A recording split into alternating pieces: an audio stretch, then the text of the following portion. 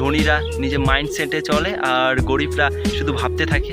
তুমি গরিব হয়ে জন্মেছো, এটা তোমার দোষ নয়, কিন্তু গরিব হয়ে মরে যাওয়াটা হচ্ছে তোমার সবচেয়ে বড় দোষ। ভগবান কাউকে ধনী গরিব বলে পাঠায়নি, তুমি ধনী হবে, তুমি গরিব হবে।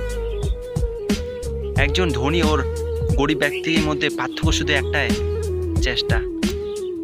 একজন গরিব কৃষক ছিল, সে সকালে উঠে ভাবতো আমি একদিন অনেক ধনী ব্যক্তি হব। সে ভাবতো আর কিছুই কাজ করতো না।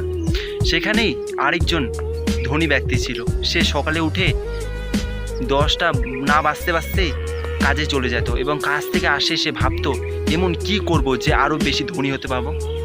তো বন্ধুরা, ধনী আর গরিবের মধ্যে এটাই পার্থক্য, ধনীরা নিজের মাইন্ডসেটে চলে আর গরিবরা শুধু ভাবতে থাকে আর কিছু করে না।